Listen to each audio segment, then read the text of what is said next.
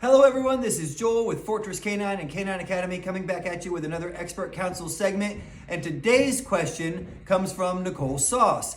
And she has several dogs and she likes for them to go out into the woods to poop. She doesn't want them pooping in the yard. And sometime this winter, one of her dogs started pooping in the yard. Now there's kind of the scent of poop in the yard, and some of her other dogs are starting to think about or actually poop in the yard. And she wants to know, how do I fix this problem? Now I already sent Nicole a response, but maybe this video will be even more helpful for her. So generally what happens in these situations, this kind of stuff typically will happen like when you get a good snowfall or maybe an ice storm of some kind, and walking around in the yard is a lot more comfortable, and getting out into the woods, they're having to step over things. There's maybe ice that's poking their paws a little bit. The branches are a lot stiffer because they've got ice on them, and they go to walk out into the woods where they normally go to the bathroom, especially as they're getting a little bit older, and they're like, oh, this is uncomfortable. I'm just gonna go over here where it's a little more comfortable, and I'm gonna go to the bathroom here. And then the bad behavior starts, right? The bad habit gets going. And so there's a couple of things that we do in this situation. One is, it's a big thing for us, and this is a discipline issue, is that our dogs need to be disciplined. Now, what is discipline? Discipline is doing what you're supposed to do even when you don't want to, right? And so what I will do as soon as I realize something like this is going on is, number one, I want to figure out which dog is it. Now, if I don't know which dog it is right off the bat, I might have to take each dog out individually and watch them and watch for the dog that's not going out into the woods, right? And I want to watch for them to start sniffing in a place they're not supposed to go to the bathroom. As soon as they start to sniff, that's them saying, I'm looking for a spot to go to the bathroom in this area. If they're sniffing in the yard, it's phooey that, or whatever your verbal correction is. Go out into the woods where you're supposed to go and go to the bathroom. Now, you may just be able to do this individually with each dog for a couple weeks, and they stop having the problem, right? As soon as you figure out which dog it is, you could even bring the group of dogs out, especially if they stay relatively close together. You're just out there with them, keeping an eye, and any dog that starts to sniff in the yard, before that, get back out there and get busy. And then they start going back out into the woods, and you're good to go. You clean up your yard. The problem should be solved. It could be that simple. However, a lot of times what happens is now there's scent in the yard, right? And now the other dogs are like, ooh, it's okay to poop here because there's a poop scent in the yard. So the first thing I want to do, if my initial little quick fix doesn't work, is I want to get rid of that scent. So I want to clean it up as best I can. I'm going to use some kind of scraper, a shovel, whatever. I'm going to try and get it out. But I'm not just going to stop there. I'm also going to hose it down really good, try and get it down into the dirt as much as I can. I might spray a little bit of vinegar on it. Now, vinegar could kill some grass. I don't know. But the vinegar is supposed to neutralize the odor of pee and poop. And so I want to get rid of that odor as best I can. Then, if I need to, I'm going to start taking the dogs out on leash. And when I take them out on leash, I need to have boots or something on that I can walk into the woods, so that I can walk out into the woods with the dog on leash and then tell them to use the bathroom, whatever your use bathroom command is. We say get busy, get more busy.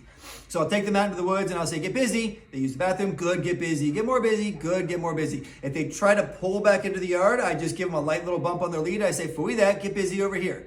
Right? If I see a dog that's loose that maybe I thought, oh, that dog's not the one having the problem. They're sniffing in the yard, phooey that, and maybe I'm going to put a lead on that dog to make sure I bring them out into the woods. That could fix it. If that doesn't fix your problem, my next step is I create some tie-outs, either with a cable or a chain. If you're going to put a chain around a tree, be careful, because if they are on it very long, they can rub the bark and kill your tree, okay? But you want to put some kind of a tie-out out where it's long enough that they can use the bathroom, but not so long they're going to get all tangled up in the woods, depending on how dense your woods are, how your undergrowth is, and how your closer trees are together, all that kind of stuff, right? I want to set up a couple tie-outs that are in the woods where I want them to go. I'm going to take the dogs out there. I'm going to clip them each to a tie-out, go back inside, wait 20, 30 minutes, come back out and get them. Now they've used the bathroom, and what we're doing is we're reestablishing this is where you go. And I'm going to do that every day for about a week, maybe two. And then I'm going to give them a chance, right? I'm going to let them out, and I'm going to be out there with them, and I'm going to see, do they go out there where they normally go and go to the bathroom, or are they still sniffing around here in the yard? And I'm going to continue to do those things until they stop trying to go to the bathroom in the yard. Now, like we talked about with the puppy pawing and stuff like that, it's really important that when they go where you want them to go, you praise them. Good, get more busy. Good, get busy. Good, go potty. Whatever it is you tell them when you want them to use the bathroom, When they do it where you want them to go, praise them. If they start trying to do it where they're not supposed to go, you give them a correction, you typically just verbally, right? If they are on lead, I can give them a bump, phooey that, get out there in the woods and go to the bathroom. So the idea here is we try our quick fix first. Maybe that'll work and we don't have any more problems, right? Now that it's warming up a little bit, walking out in the woods isn't as big an issue. If you start to get thorns and stuff like that, you might see them try and revert back to the yard. You might need to bust a trail down or something for them to go in there so they don't have to step on the thorns. You just have to look for little environmental things like that. But if that fix doesn't work, then I'm going to take them out on lead. If I'm still having problems after I do that, I'm going to put some tie outs out there. Worst case scenario, you just end up setting tie outs where you want them to go to the bathroom. You take them out, clip them into their tie outs, come back and get them after they've had a chance to use the bathroom. But hopefully you don't have to get there. If you follow this routine, and especially if you praise the dog when they go where you want them to go, you should establish a pretty good pattern and rhythm. And then you just have to generally keep an eye on it and make sure that you don't find a little landmine in the yard somewhere it's not supposed to be. All right, I hope that's been helpful. We do have some more information on that and lots of other training information over at Canine Academy. You can check that out by visiting thesurvivalpodcast.com. Click on the Canine Academy banner on Jack's website. One thing I wanted to mention is I had to rebuild the Canine Academy videos on a new YouTube channel because my Fortress Canine channel got smacked down, and I've reestablished a new one of those, but I had most of my Canine Academy videos hosted on that channel. They've all been moved over to a separate channel for Canine Academy.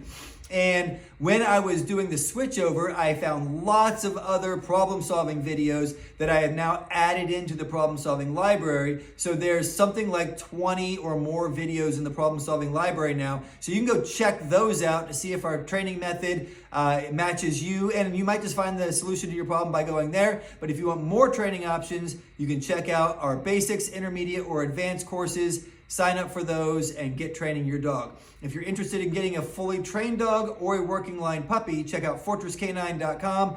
Click on the consult, send me a message, and I will get back with you, and we will get you set up if that's something you're looking for. Until next time, remember to train hard and stay safe.